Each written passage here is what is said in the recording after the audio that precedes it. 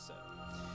Guys, welcome in the top left. We have from Team Fnatic Rate Call. It is Oz, the PvP specialist about a year ago, and looking more like the PvP chump to Naniwa, who is the yellow Protoss in the bottom right corner. Naniwa, of course, looking awesome. Now the thing is, Naniwa has been doing this all with one build, essentially. He has shown variation in that, but it's the fact that his build can respond to the situation and can respond to the map, and I like that. I like that a lot. Because I remember even just 6 months ago with Naniwa,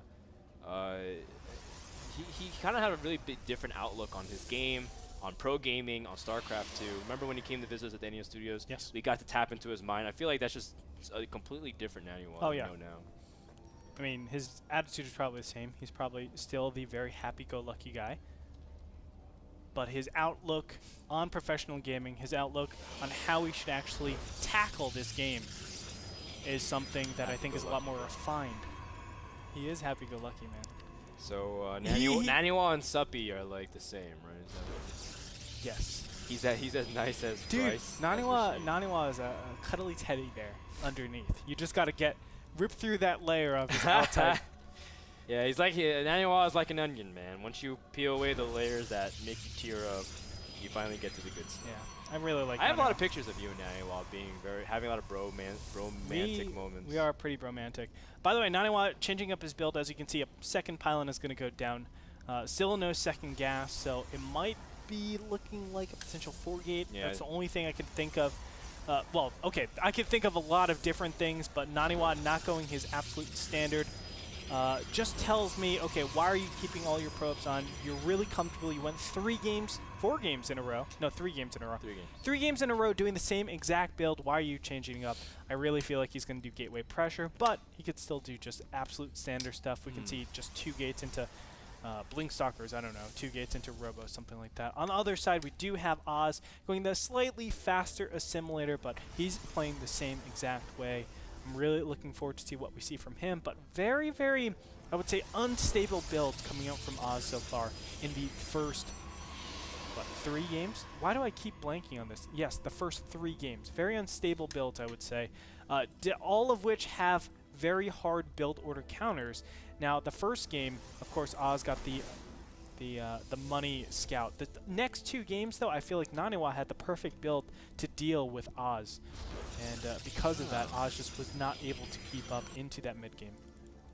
Naniwa adding on a second gateway, but he's still going Zealot Sentry, so I think he wants to be more safe against Oz, especially since it is in Tomb Valley.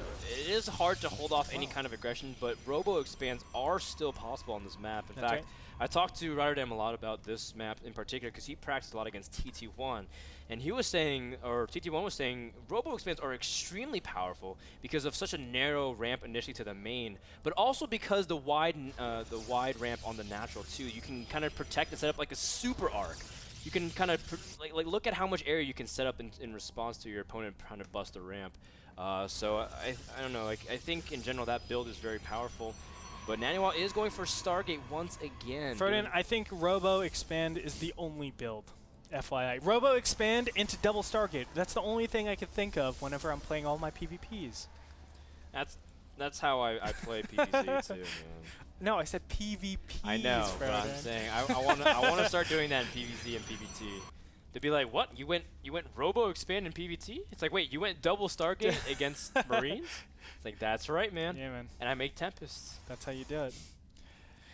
Anyway, Stargate coming out from Naniwa, of course, just changing up ever so slightly. We saw this happen time and time again. This is Ohana and then Cloud Kingdom. He's going Stargate. Now, Blink Stalker isn't too common on this map because it's so hard to get into the main. Just like Daybreak, you only have this area to get in and then this one single area. Now, the power of Blink Stalker normally is the ability to go from main into natural, be able to attack the main, blink out, and then immediately attack the natural. But that's not really possible since this area over here is so far away from that natural. That's why Blink Stalkers aren't really too powerful. Stargate going down for Naniwa. Nexus going down for Naniwa, as well as Oz. Both these players looking to actually play later in the game. But I have to say, whenever you go Phoenixes, I feel like you, most of the time, are in an advantage just because Phoenixes offer a lot of harassment. Yep, especially with a large distance on the map, it's very easy to kind of capitalize on that, as Phoenixes are super quick. Phoenixes are also mating. It's only 2 of the 3 though, so. Oh, now there's 4, so now it works out even more. Before it was awkward. Yeah, now it's awesome. Before it's like, well, I guess we all do this with each other. It's kind of like when you have 3 casters, right, at the studio, and you're like, oh, do I cast with you today? No, I think, Ben, I'm casting with you. It's like, Andre's like, no, actually, I'm casting. And then we all kind of joke. Now that there's we all 5. cast. What is going on? One too many. Lauren Lease just joined in. No, that's what that was. But don't worry, Clutch is coming pretty soon. So we're going to have another Phoenix. That was like our motto for like 2 months, by the way. Like, it's like, all right, so let's do this. Like, we can't do that. It's like, don't worry, Clutch is coming soon. It's true. Like, I'm not even joking. I know. We said it in the meeting. It's like, our graphics are struggling a little bit. Don't worry, Clutch is coming, man. He'll fix everything. Our intros are kind of boring. Don't worry, Clutch is coming. Clutch will be here.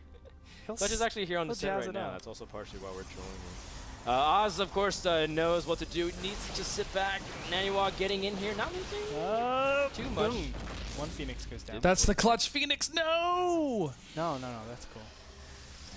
That's cool. It wasn't you. Still, though, you can see there's not enough units out for Oz to defend both his main and his natural. If you only have like 4 units in each of them, you really can't do much. The Phoenix are going to come in, kill a couple of preps, and just bolt out without taking any losses. That's why he's keeping all of his units up in the main until he has more warp-ins. Now I think he feels comfortable. He's going Twilight Council Blink. You know, this is one of the things that I see a lot of pro gamers doing, and I've actually heard it on some casts. I know Artosis said it, and I have to agree. Going Blink Stalkers in response to Phoenixes, I think aren't the best way to do it. I think going straight up to Robo is the best way. And here's why. By the time you actually go Blink Stalkers, your opponents normally have Immortals there. And now you're so far behind in Robotech that your Blink Stalkers really don't have enough capacity to really do stuff. You don't have that Sentry to really force field anything out. So these Immortals are going to really pave the way to keep him defensively strong. So this whole time, Phoenixes are still going to be doing damage. If you move out into the field, you're not going to do any damage, so the Blink really doesn't have a place.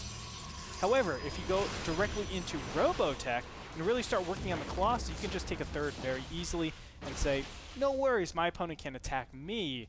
I can take the economic advantage. So to summarize, go for Robo, not for Twilight Council, when you're defending against Phoenixes. Okay. Just plant your Stalkers inside of your mineral line, and that's that. I mean, don't really worry about it. Is this like one elaborate way to say that your build's the best, Andre? Well, if it's my build, I would have 2 Stargates. That's right, while pressuring and containing your opponent. I would have about 12 Phoenixes out in the field, and then pumping out Void Ray Immortals. Andre has this weird thing where like he was like, man, this guy goes Stargate build. I'm like, well, Andre, just go 2 Stargates. And then Andre's like, I was like, all right, I think I'm gonna do this. You know, and then it's just funny. Starts winning. It started out as a joke, and now it's like I regularly match up against Grandmaster Protosses, and I regularly beat them. Yeah, it's actually the most hilarious thing ever. It's a really good build, though. Carriers are imbalanced in this matchup. Maybe we get to see a peek of it, but for now we just see some still some poking from Naniwa. He's moving around the map, saw the composition, the probe saturation, sees also some of the proxy pylons. Great catch. Sees both of them. Naniwa realizes that he does have a marginal lead, you know, in terms of, I guess, the tech that's out onto the field. But Oz has been very diligent about chrono boosting his probes. Look at the worker count, Andre. 53 to 40. Wow. Naniwa does have an army advantage, though, just in terms of raw power, 69 to 55. Quite but substantial. Not for long if he lets Oz capitalize on this economic advantage. You know, Naniwa is actually not really making any more probes. Oh, okay, never mind. I thought he was going to just started 2 more. Okay, that might have been Naniwa reading that it was some sort of all-in pressure. I think he might have thought that because of the pylons being placed, so he's like, okay, just defend against this. It might have also been, you know, he decided that he wanted to all-in, but then he said, no, thank you. It doesn't feel right. But there's really no other reason not to actually make more probes, so I think Naniwa's just being comprehensive in his defense, if I have to look at it. But still, I think Naniwa's in a perfect position. From here, he just takes his third very easily. He knows he has, I mean, look at this. 5 Immortals out in the field. If you replace that with the amount of Stalkers that are on the field, there's what, 6? 12, excuse me, 12 Stalkers. So what would you rather have? 12 Stalkers, 1 Immortal, or 5 Immortals? I would have 5 Immortals every single day for it. Immortals are pretty good. Naniwa, of course, the reason why he has that many workers is because he has perfect saturation. Oz, the way he's like doing everything makes it seem like he wants to take a third base and feign pressure, which is what those extra work accounts will help him. 46, pretty much the perfect number. A little bit more, but it's nothing too big of a deal. You can see that Oz is gearing up for that third base, but he's got pylons everywhere. I see red dots. I see like the back of a 13-year-old kid's neck. Like it's just red dots everywhere, man. Just shower a little bit, clean your neck. You'll be good. Just scrub it a little bit. Yeah. Black soap is actually really good. That's what I don't know what really special characteristics about black soap, but I don't know what black soap is. it's like some kind of really strong dirt cleansing thing. I saw it on a Neutrogena commercial. I believed it. Oh, Neutrogena. That's the way to go, man. Naniwa trying to eradicate the red invasion on Entomb Valley. Oz, he's still down 1-2, guys. Same thing as it was 15 minutes ago, but it might change in the next couple of minutes. Naniwa about to push in, realizing, well, his opponent has a lot of Colossus. He went double Robo. Yep. This is still going to be kind of tough to push in, but we're about to find out what's going to happen. Phoenix is going in to scout. 5 Immortals. Let's see how much damage it actually does. You can see Force Fields are actually doing a beautiful job at actually blocking all those Zealots from getting up there, but the Colossus will break one of them. There's just too many Zealots, Frodan. Too many Zealots. The Colossus count is higher for the probes are Oz. being pulled, Andre. This could be the huge defining moment. Naniwa punching his ticket to the playoffs. Oz's supply dipping below triple digits. Only Colossus remains. The Phoenix is still harassing. So many of these Colossus are weak. This Phoenix has 1 Colossus kill, going for number 2, and now the reinforcements is too much. Oz has a third base all set up. Imagine if he had more Zealots buffering. Maybe he would have been able to hold, but this one Phoenix. I believe! Nicely done, Phoenix! Still pushing in, only man. a single Colossus. You can see so many gateways out of Naniwa. It's going to yield a ton of gateway units, of course, and now it's just going to be overwhelming. With the amount of probes that were lost there, Oz has no way of recovering against this. He doesn't have any more Colossus in production because he has no economy. It's impossible to do that. Those 5 Immortals, he actually used some of those Immortals to target down those Colossus. And guess what? It worked. Naniwa is so far ahead in this game. He's going to push on here and take it for the playoff spot. And Naniwa will be wild card 16, which means that he'll be playoff spot number 8 no matter what. And he will match up against Pulse if that's assuming the correction. If he can close it out here, there it is. GG. Naniwa advances to the round of 16. Wow. Beautiful. Awesome play from Naniwa. Great job, especially considering that he lost to Oz in the regular season. Yeah. And Naniwa, he finished out the season 5-3, but it was kind of a rough patch. You know, there was a lot of walkovers both for and against him. No one knew where he was sitting, but at the end of it all, he advances on, and he will play Pult. Is it Pult? Yeah, because it's a round of 16, right? All right. Or, sorry, it's the round of 16. You play the bottom from the top. I Boom. see. Boom. Headshot. Well, Wow, there it is, what a ladies and great gentlemen. series to kick things off, Andre. I'm actually that was a really great series. Yeah, I love PvP, man. I'm going to say it time and time again. I've turned into Rotterdam. Yeah. That's what happened. Rotterdam hangs out with me so much, I actually turned into him. Yes, I love PvP, and that's exactly why. That series was awesome. Clutch is over here with us on the second caster What desk. did you think about the series, man? You know, it was pretty tight. I thought Oz was looking pretty solid there for a bit, having enough Colossi to hold it, but the reinforcements from Naniwa was just too much. And Naniwa once again proves that he is the Dragon Slayer. You know, he is one of the greatest foreigner hopes we have in the world up against the Korean powerhouse players. And say what you will of his attitude, of any kind of drama that happens because of him, you cannot deny the talent that he has. And, that's right. And I'm excited to see him advance in any tournament, really. So. Yeah, Naniwa, you know, he might have, like, I guess, not the best PR, but I think he has a winner's mentality. He's getting much better in the PR 100%. department, too. Yes, like that in too. his recent interviews, he looked like basically he went through Idra's media training, because Idra became a really nice personality to be talked to on screen too. Yeah. I think Naniwa's really turning a corner, not just in his personal life, but also in his play. It's the mentality as well. As he's so focused on the game that that's all that matters to him.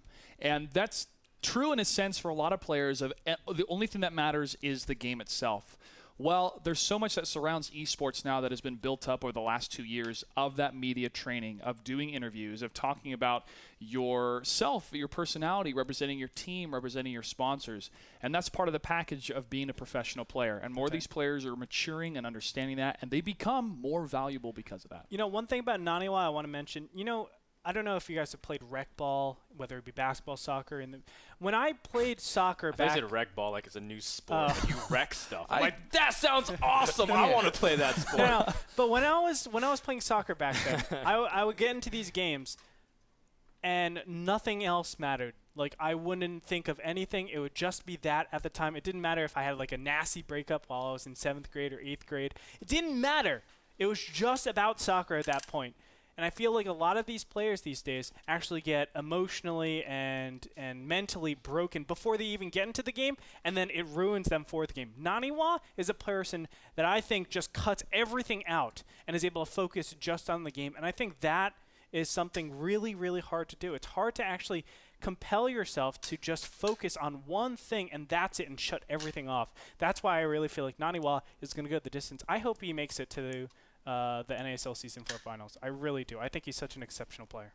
Well, he does have to get through Pult in order to do that, which will be broadcasted the following week, guys. Congratulations to Naniwa. Minox should be proud. We're very proud as well. And you know what? If Naniwa does advance through Pult and you want to meet him, you can come to the NASL Finals in Long Beach, California Center Theater to come check it out. It's going to be awesome. We always do the things that you guys love, the player signings, the meet and greets, media day. It's going to be an awesome time, not just for StarCraft games, but StarCraft interaction. Why not do it with the people you love? That's and guys, don't forget, LA Byte. If you use that promotional code, you can actually get $20 off. That's right. Do that, because I don't know if I'm supposed to say that. You are supposed to say that. Okay. LA Byte, $20 off. You can use that $20 to buy your meals at the finals. Why not? That's right. Thank you also to Azo, the sponsor of our monitors. You can check them out. We obviously love Azo. You guys should love them too. If you want to check out all their brands, go to azo.com/NA for more information. When we come back, our second wild card is another best of 5 Liquid Hero versus Liquid Chef. It's not a premier tournament unless it's a Liquid team kill. We'll be back right after this.